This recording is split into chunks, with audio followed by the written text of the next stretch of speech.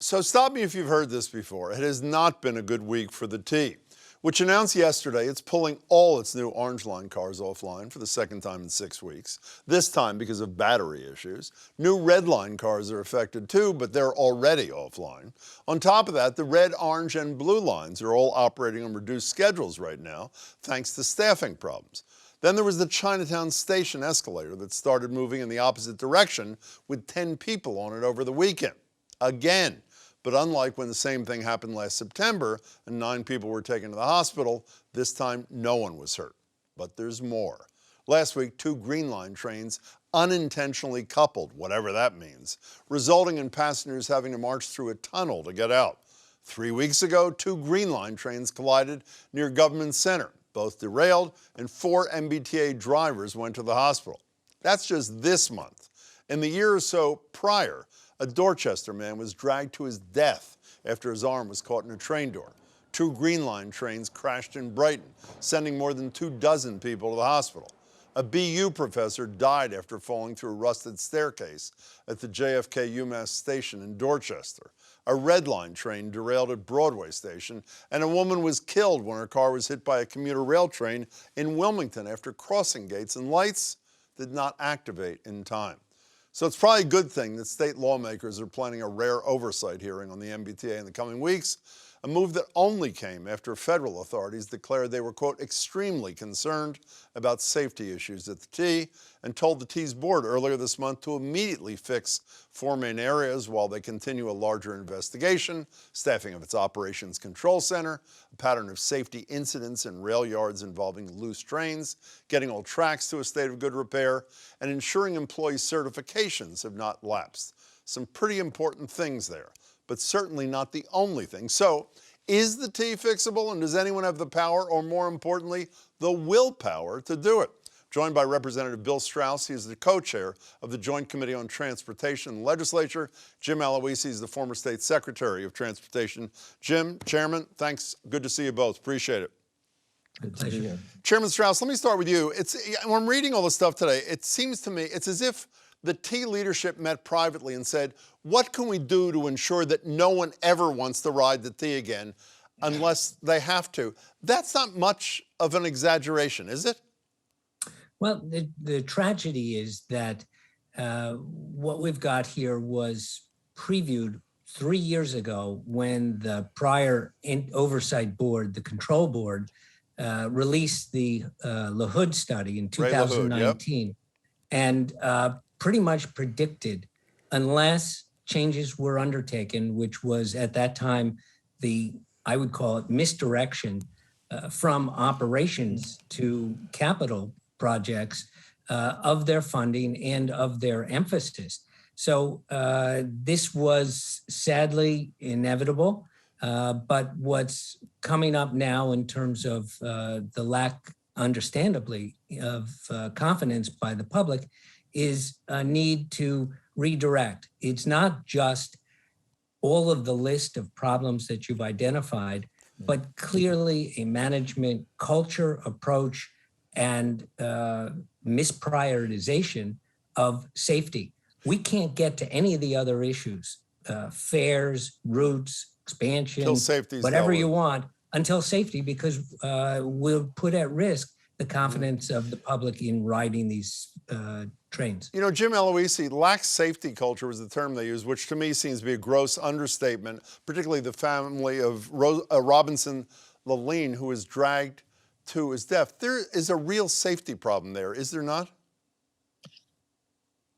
I take the T a lot. I think it's safe. And I resist the temptation to pile on and say, yes, there's a problem with safety culture. And the reason why I resist— That's what they said. That's not me. That's the Federal Transit Authority. I understand that. I know many of the people who work in that building. There's nobody who goes to work at 10 Park Plaza or at the control center in High Street who actively doesn't care about safety, right? So it's not about individuals, and it's not about their culture. It's about their resources, which they lack sorely, right? They're understaffed because they lack operating budget resources. They don't have the capacity to do what they need to be doing right now in the Operations Control Center to provide the kind of oversight that they need to do to have better service frequencies. They don't have a human relations department that's at the capacity that they need it to be in order to hire people. And what they lack sorely are the resources and the political will at different other levels of state government to give them that resources to get the job done. Jim, can I stay with you? With all due respect, I think it is the culture. Yeah. When the appropriate subcommittee of the T has a public hearing right after the dragging death of Mr. Leline and doesn't ask one single public question about that incident, that to me is a problem. And let's go back to the 4 areas that I identified. This is from a Globe story. The FTA told the T to adequately staff its Operation Control Center. Here's what the spokesman for the T, Joe Pastoro, said. He declined to release the number of open positions. Problems with safety incidents at rail yards. Spokesman for the T refuses to say how many safety incidents there were. The FTA told the T to ensure employer certifications haven't lapsed. The spokesman for the T declined to say how many operators had lapsed certifications. It seems to me transparency has nothing to do with this, even in tough times like this, Jim Aloisi. That's a culture problem, isn't it? Well, look, I'm not going to defend this new board for its apparent inaction and inability to grapple with what it needs to grapple with. You know, I'm talking about employees. I'm not talking about that board. I think the board has some serious issues associated with how it's responded to its work. And, you know, spokespeople do what spokespeople do, which is they tell you as little as they can tell you. But I just want to say, I think that, you know, I have confidence that at the T, the folks who are in the trenches care about safety. What they need are the resources to get the job done. They don't have those resources for 2 reasons. Number one, this board made the mistake of shifting $500 million of operating money to the capital budget just this fiscal year. That was a huge error. Number 2, they don't have enough operating budget money to not just staff up and train properly, but now to pay for all of the requirements that the FTA is going to continue to make on them over the next probably year. They can pay for some staff positions today, but I guarantee you what the FTA is going to do relentlessly is keep requiring them to do things, most of which will require operating budget money that they won't have. Well, let's talk about money. My understanding, Chairman Straus, is yesterday the chair of the House Ways and Means Committee said, I think he used the term placeholder, meaning we're not sure of the precise amount, $400 million additional funding to address safety concerns. Chairman Straus, is that enough? Well, let's talk about this in terms of a couple of time horizons. In terms of the immediate, right now, financial needs, the T has all the resources financially that they need to do this. And I would just look at the January report by the general manager to the board. I think it was page 14. I checked before we went on, I'm sure. where he identified $500 million of available funding that they could spend on pretty much anything. So there's a will by the administration and the board to direct that into the short-term areas.